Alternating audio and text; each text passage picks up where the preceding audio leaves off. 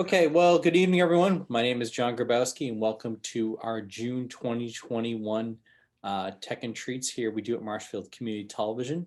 This is a monthly event that we do at the last Tuesday of every month as a training opportunity for people to learn more about various aspects of things that they can do at MCTV. Hopefully this is our last virtual Tech and Treats. Hopefully we will be bringing them back in person starting in August. Just a reminder, everyone, that the meeting is being recorded. If you missed anything, we will have this up on YouTube in the next few days. So if you missed something, you can watch it. Sean will be leading our presentation tonight on how to be drone certified.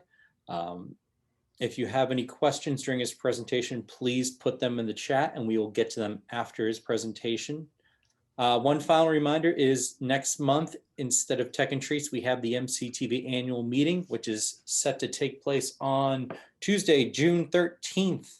We are doing a backyard barbecue prior to, starting at about 5:30 or so, and the annual meeting will start at 6:30. So we love to see all of you that are MCTV members at it. So without further ado, I'm going to turn it over to Sean Larry, who is our content manager here at MCTV, who's also our drone specialist. So Sean, take it away. Hello, everybody, and thanks for coming in. And I'm assuming you're curious about becoming drone certified if you're here. So why don't we start off with something fun first? Take a look at a couple of drone videos that I've gotten over the last year or so. While we wait for anybody that might still be straggling in, and then we'll get to this presentation I've got settled right here. So this right here is Wrexham here in Marshfield. If it'll play, there we go.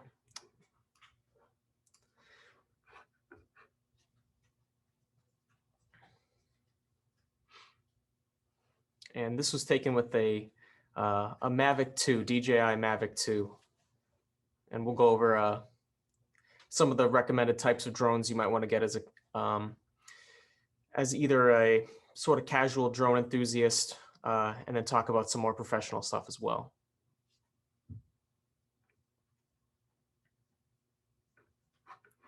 So we got that. This one here is in New Hampshire. I went up there in October and got some of the fall foliage.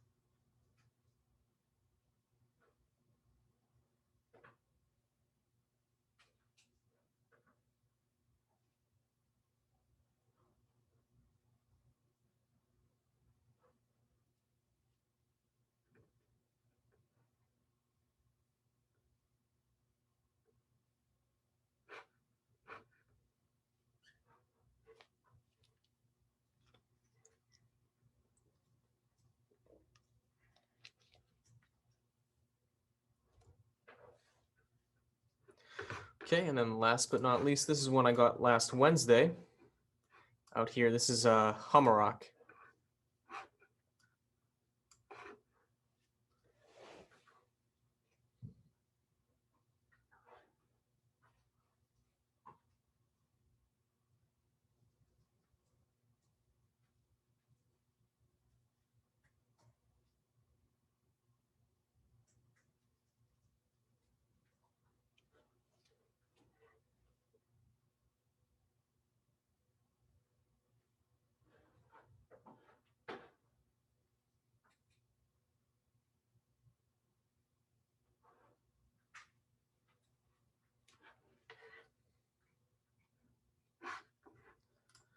Okay, so just a reminder, if you have any questions or anything like that, just put them in the chat and we will get to them as we go. I don't think I can see the chat at the moment. Oh, okay, I think I can go to the top. But I can monitor it, so don't worry. Okay, thank you. Yeah, just let me know if something pops up because I think this defaults to full screen for me. All right, so.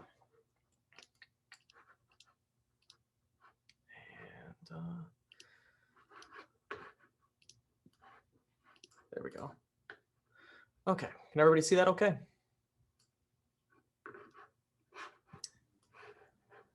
Yes. Okay, awesome. All right, so Drone 101, certification and general info. So,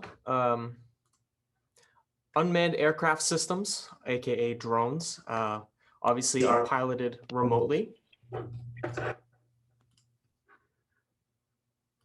And most common type is a quadcopter, which means it's got the four rotating blades that you can see here on this Phantom, DJI Phantom on the side here.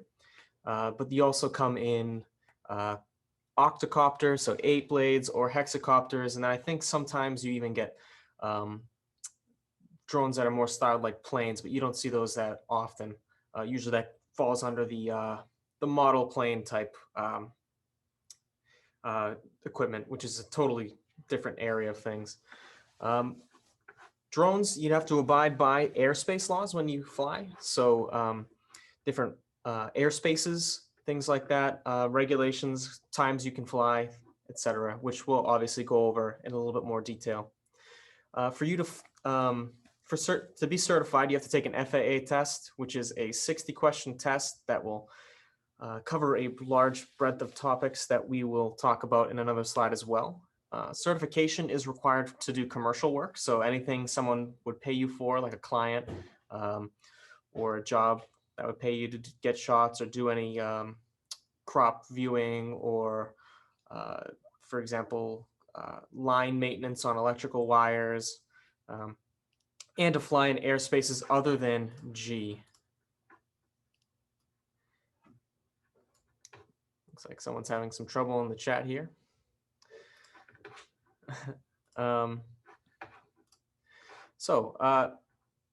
Certification eligibility. You have to be at least 16, just like if you were to drive a car. You also have to be 16 to fly a drone commercially and be certified to do it. You need to be able to read, speak, write, and understand English, as air traffic control is done in English and requires you to understand it, obviously. That is for America, obviously, at least, too. If you were to go to a different country, there would be a different set of rules, which are different from country to country.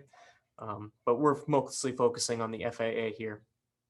So you have to be in physical and mental condition to safely fly a drone as well. Obviously, you need to have good use of your hands or another mechanism in which you could control the drone. Almost all of it is done with a remote control. One would have into this.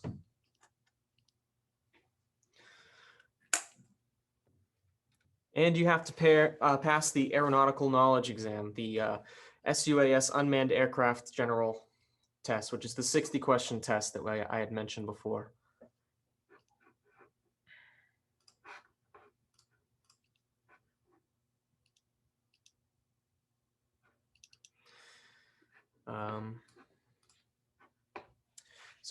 FAA certification, the test. So this is kind of the types of topics that you'll have to understand. Applicable regulations relating to SUAS drones, rating privileges, limitations, and general flight operation. Airspace classification, operating requirements, flight restrictions, basically anything on a sectional chart, a flight map of airspaces. You'd have to be able to understand that.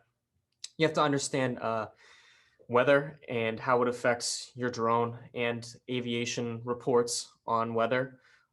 There's a certain type of way that a weather tower in regards to aircraft will put out that information, and it will give you a detailed output of the weather for over like a 6-hour period, and they tend to update them constantly. You need to understand loading and performance, so how much weight your drone is carrying and how much performance, how well it can perform under the current load it has. You need to know emergency procedures, crew resource management. You need to understand basic radio communication procedures in the event that you have to talk with air traffic control. Determining the performance of your aircraft, so knowing how much you can do with how much battery you have, understanding how long you can stay in the air without having to change batteries, different just flight operations like that. understanding the physiological effects of drugs and alcohol, because alcohol can affect you for up to 8 hours after drinking it. So that comes into play in regards to whether or not you're allowed to fly. Basic decision making and judgment, airport operations. For example, don't fly your drone at the end of a runway because obviously that's incredibly dangerous. Maintenance and pre-flight inspection procedures, and operating at night, which is typically not allowed unless you have a specific pass from the FAA to do so.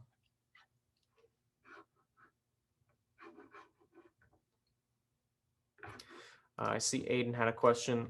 Yes, so you can fly a drone at under 16, but you can't do it commercially. You would be able to do it for your YouTube show as long as you stayed within Class G airspace, which I will get to after this. And if you were to do that through us, we would have to heavily train you and probably be there as well for it. So this is the course that I took to get certified. I would recommend it. It's Drone Pilot Ground School. But in regards to preparation education, you're going to want to take a course. That'll help you learn the rules and regulations. They have study guides. They have practice tests that are very similar to the test you're actually going to take, which is timed, and it does a timed study guide test. I think they have like 5 different versions of it, and so you'll be able to take the test over and over again in the ground school before you go and take your real test, which will be a little different questions, but they'll be very similar, the same types of questions. And it's all done through video learning and has the option for text, transcripts, etc. Preparing for it, you also need to check with FAA.gov. I believe you have to sign up as an airman as well. So you have to sign up through the FAA. They have to accept you as an air person. You have to present photo ID, and you have to select a testing center. And the education course you take should help you with a lot of that, knowing how to set that up. And the FAA.gov has a lot of information exactly how to take care of all that. So this is what a aeronautical map looks like. This is these lines, and if you can see my mouse, the different types of airspaces that we have here.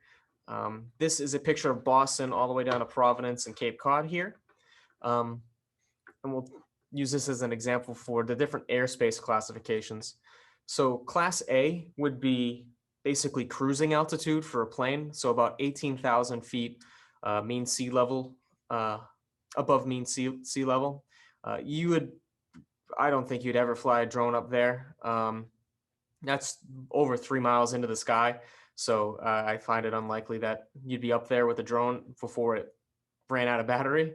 But it is good to know that. Class B airspace is the airspace around a major airport. So like Logan here, you'll see the different degrees in which the airspace is classified as Class B.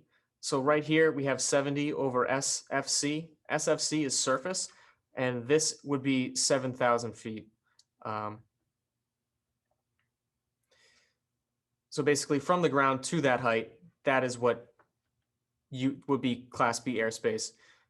And then that ring extends out here and then out to here. This would be the ceiling. This would be the floor.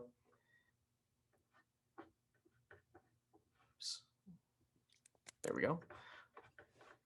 And that would be Class B airspace. So all this blue line here, that is Class B. Now, Class C would be a smaller airport, but still big enough to be a towered airport. So like TF Green in Warwick, Rhode Island here, that it would be Class C. And you can see the same markings here, so you can see exactly how high up where the ceiling and the floor is of that. So I believe 4,100 feet to surface right there would be where you would be in Class C airspace. Now, Class D, I don't see here. I might be missing it. It's perhaps this right here. But I don't think Massachusetts gives an example of it. But that would be a much smaller airport. And then Class E airspace takes form in a couple ways. This right here would be Class E airspace.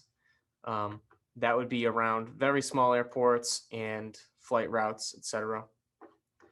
That goes to about 700 feet above ground level. So you could, above that would be the Class E airspace. Below it would be Class G typically. And Class G spare airspace is basically anything else. It's everything else from the ground up to a different designation of airspace. So if you were to jump 5 feet off the ground, technically you're in Class G airspace. On this map too, we'll show you obstructions. Oops, this mouse is so sensitive. There we go. Okay. So let me see if I can find here. So you have towers here, like radio towers, electrical towers, etc. That's what this pointy thing is, a group of them, and it tells you exactly how high up they are. That would be an obstruction to look out for. Looking to see if there's any more examples here. Mostly just towers, very tall ones here. And so in addition to that, you get advisories. So things like that to be aware of for airmen, pilots, etc. This right here would be a restriction because of the Red Sox game that was going on today.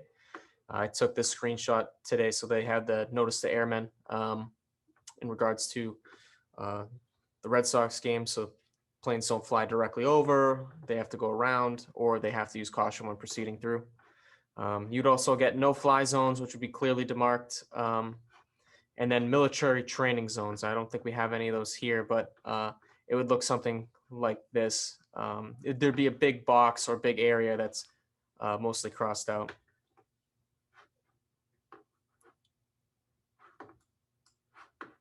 All right, and this right here is a sectional chart legend, a chart to kind of help you understand all the different parts that you'd see on a map. These are the different types of airports that you might see on there, or runways, additional airport information, ways to, this right here would be an airport and the different radio frequencies, its height above ground level or above sea level, etc.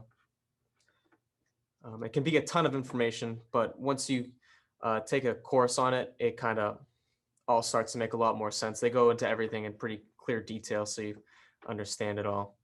As you can see, different type of ground level things, railroads, roads, power lines, etc. Sean, where can people find this information? FAA.gov. You could probably actually find it faster just by Googling exactly this sectional aeronautical chart. You can also go to look at the maps, go to SkyVector. I don't know if it's .com or .gov, but you can just type that right into Google. It'll take you right to it, and then it'll pop up the map immediately. And it's like, it operates like Google Earth, where you can zoom in and out anywhere. Drop that in the chat. Oh, going the wrong way. There we go. Oh, all right. So Marshfield's airspace, just so we can bring it close to home here, mostly Class E, as you can see here, this purple gradient here. I think this goes about 5 miles out from the airport itself. So above 700 feet, you would be in Class E. And then below it, you would be in Class G. So you can pretty much fly anywhere up to 700 feet above ground level out here. As long as you don't go near the airport, you typically want to stay at least a mile away from the airport, just to give plenty of space. And then also just be very cautious when you're flying anywhere near an airport in the first place. Whether you're 3, 4, 5 miles away, you've got to just keep your eyes peeled regardless. Oh my goodness. There we go. All right, so here's some of the different drones I would recommend. DJI is really good for people who are just kind of learning about drones, trying to understand the basics of flying drones. They tend to be very stable. They make it very easy for you to fly. They'll float on their own if you were to let go of the controls. And they usually typically have sensors that prevent crashes and homing beacons to fly back to where you started from in the event that you lose connection with your drone. So the one that I learned to fly on was the Phantom, which is the top left one here. Pretty simple, straightforward drone. It's probably one of the most recognizable drones that you might see in popular media. And then next we have the Mavic drone, which is at the bottom here. That's the one I'm currently flying the most. It folds up real nice, fits into a backpack. It flies faster, a little better than the Phantom. It's basically a direct upgrade from it. That one's great for prosumers, people who are drone enthusiasts, just want to be able to go out, take something light out into the field and be able to just fly real easily. Have it right here, for example. It folds up pretty small, not much bigger than my hand, and it'll fly for about a half hour. And then on the top right here, we have a new drone from DJI. This one's much more advanced. It's called an FPV drone, so first person view. You would wear these goggles here and use the controller over there to control with more detail, more coordination each blade of the drone. So you'd be able to do things that you wouldn't be able to do with, say, the Phantom or the Mavic. It operates in certain modes that'll operate similar to that, where it'll keep it nice and stable and automatically like keep level wherever you are. But the more advanced mode would allow you to be fully manual, controlling everything. You'd be able to go upside down, rotate in ways that you just wouldn't be able to do with these other drones here, which are made to be easy to use, just out of the box. No, not a ton of training needed, just simple usually. And whereas this would be the more advanced, you'd see a lot of movies, movie producers, cameramen, they would probably opt for a FPV type drone because you can just get certain angles and ways that you couldn't do with these other drones here. And then I threw it into, as a good honorable mention, is the Inspire, which is a more professional type drone. That's much more expensive, and it can carry a bunch of different types of cameras. It can carry payloads, things like that. That would be on the advanced side as well. And now I will take any questions. Thanks, Sean. I'm going to open it up to people so they can ask questions. So if anyone has any questions, feel free to ask away. Hello, Sean. I find this very interesting. You filled a lot of holes in my empty space about the subject. Got drone experience from way back, but that's like 50 years ago. And I was wondering if there's such a thing as a flight simulator, like for Windows, that you can use to train yourself instead of wearing out batteries. And what's the normal battery life on these rigs nowadays? So to answer your first question, yes, there are flight simulators. I believe DJI has one, and you can actually connect the remote that comes with your drone to that, so you can more accurately understand how your drone operates. And I believe they have all their models in there as well for use. I know, especially they've upgraded it now since they've come out with the FPV drone. Since those ones are much more dangerous to fly, they have a more fleshed out simulator now for that, with training obstacles, training objectives that'll teach you the fine things of their drone. And then in regards to battery life, typically 20 minutes to a half hour, depending on how fast you're moving, what type of movements you're doing, the temperature, things like that will kind of affect it, but generally 20 to 30 minutes before needing to land. Well, thank you very much. There's another question I think of. Is there any local activity, like club activity, or someplace you could go and be trained? That I'm actually not 100% sure on. I think if you went to an airport, I think certain airports, I think, provide training for that. I think it's a little more niche right now, but you might be able to find something on Google with in regards to like clubs or something like that. I haven't looked myself personally, but given how fast it's growing, I imagine that definitely is something like that out there for physical hands-on training. Thank you. Aiden asks, does it matter about the camera on it? The camera is important for what level of quality you're looking to get in your video if you're out there going for video. All the DJI drones come with a pretty good camera on them. They're all capable of shooting up to 4K typically, and then 1080 at like a really nice frame rate. So all those drones are going to come with pretty good out of the box cameras, so they'll be very easy to use and get pretty good shots with. And they all have great gimbals on them, so the shots usually come out real stable and very smooth. Is there a good selection of camera, like 4K, or what's the standard that they come with? Do you really have high res like the one you showed at the beginning? That was ultra good, I thought. Yeah, that was taken with the standard camera that comes on the Mavic 2. That is Hasselblad. Hasselblad, yes. It's a 2.8 f-stop, 28 millimeter camera, and that was shot in 2600 by 1500 at 60 frames. So we're halfway between 4K and 1080p.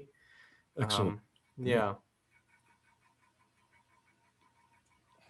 Is there is GPS normal with these rigs? Whereas Yes. you hit the pickle because you lost it, it'll come back to where it thinks it started and set itself down? Yes. So it would, it keeps a detailed flight log, the DJI drones do, of exactly where you flew geographically. So it'll have a whole map exactly pointing to each point where you were at and the travel time in between. On your pilot yoke, you have a screen, which I believe shows you what the drone sees. Do you also have a superimposed map, like a sectional or something that tells you where you are in case you lost track? Yeah, there is a small, tiny little map, a mini map on the bottom left corner when you're flying, at least on the DJI drones, because that's just what I'm familiar with. That'll show not like a sectional chart, but it'll show kind of like a Google Maps type image of where you are.